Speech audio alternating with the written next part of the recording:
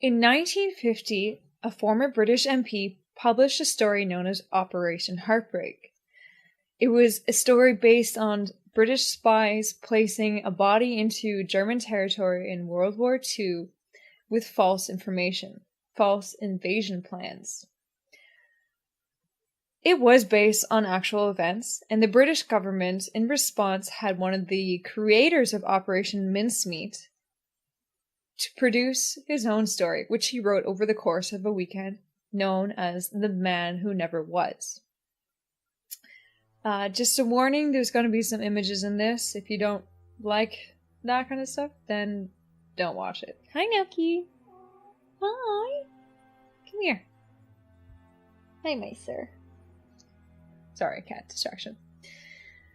Ewan Montagu and Charles Cholmondeley were the creators of Operation Mincemeat, having been previously inspired by Sir Ian Fleming, who also worked for MI5.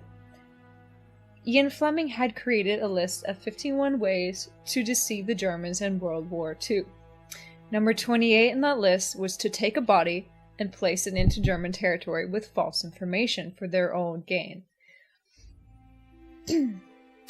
Montagu and Cholmondeley started to go with this plan, but first they needed a body. And they didn't just need a body, they need to be able to take a body and no one would claim it. So, some moral issues kind of going on there. They also needed the perfect location, so that was another issue they had to deal with.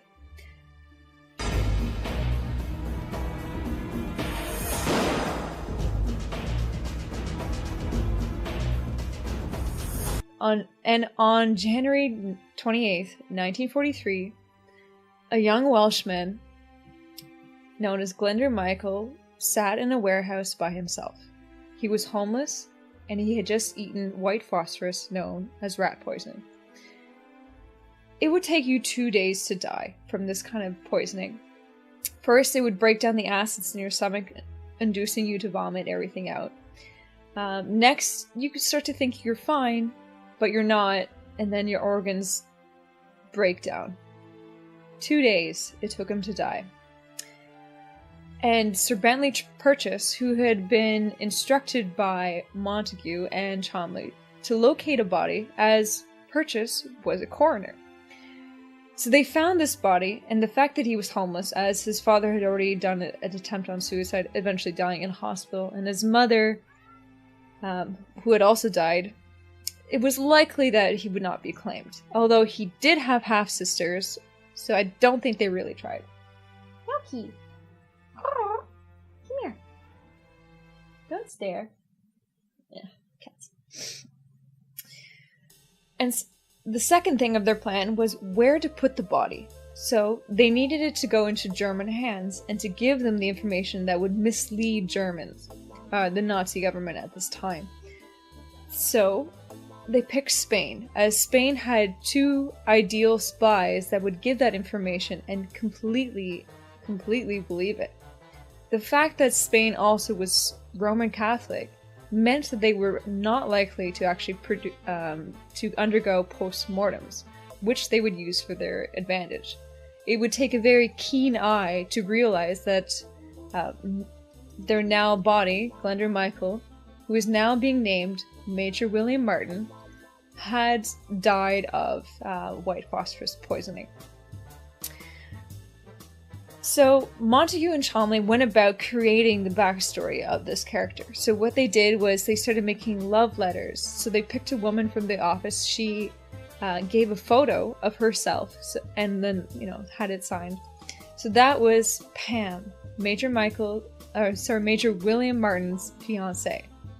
He had also bought her a ring recently, so he had the invoice.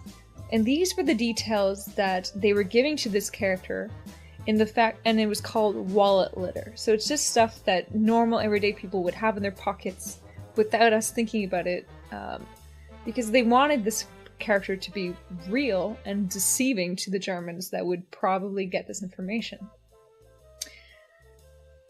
For the next couple of months, they created letters, little backstories, Montague even wore the clothing that Major William Martin would be wearing when the Germans would find him.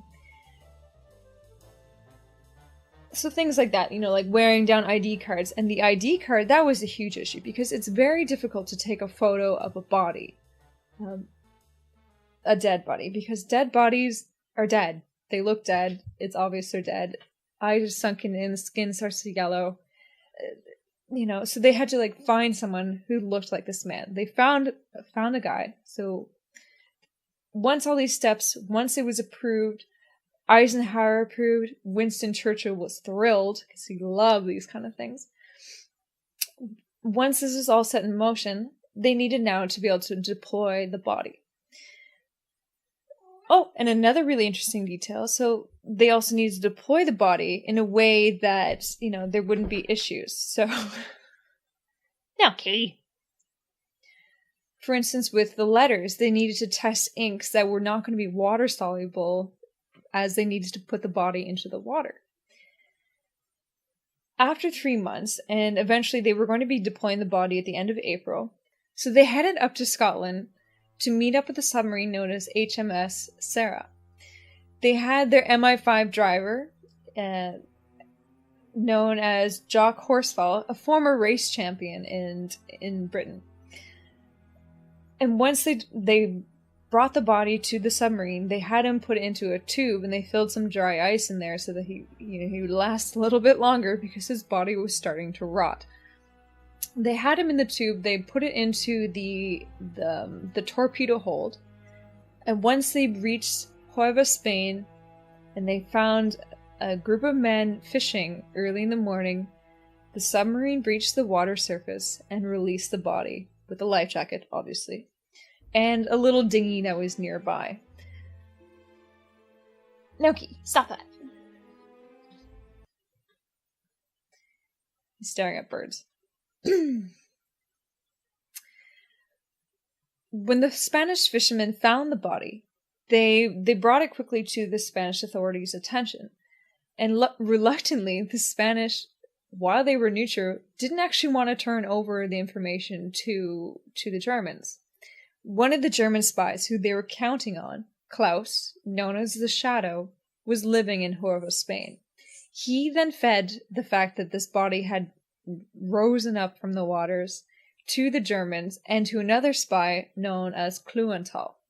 And Kluenthal, he was already deceived by the Brits on a couple of occasions. For instance, there was a double agent that they had who really despised fascist governments, who pretended to actually live in England, but was in Spain, but was giving Kluenthal reports that he was in England, saying the weather here's lovely, and was actually in Spain the whole time. So Kluenthal was kind of susceptible to not being imaginative. Also at the same time, Kluenthal would feed further lies to his German authority in the fact that Kluenthal was part Jewish. He didn't see himself as Jewish, but during World War II, obviously this was an issue. And although the men above him were we're okay with you. We think you're an excellent spy. He wasn't an excellent spy. He was an excellent spy, but he was too susceptible to giving in to false information, as the Brits were counting on. By May 14th of 1943, Bletchley received the fact that, yes, the Germans had received copies of the information from the Spanish. Especially the fact that the eyelash that they had placed in the letter was disappeared too. In result, Hitler started moving his men. He moved the 1st Panzer Unit from France. He deployed 8 divisions to Greece. He moved torpedo boats to Greece as well from Italy, and started giving up territory in result of his belief and everyone's belief that the fact that, yes, the Allies were going to invade Greece, not Italy. And July 9th, Operation Husky, 400,000 Allies went into Italy, which then resulted eventually into the citizens' arrest of Mussolini. So it was a very successful plan, and it was a very exciting plan and personal plan for Montague, who had a little bit of a love life with a woman who was Pam. Pam. And of course, by 1997, Glyndŵr Michael was recognized finally, and his grave in Spain is now marked with his name. That rhymed quite a lot. Anyways, I really love war history. It is something we should all remember and think about.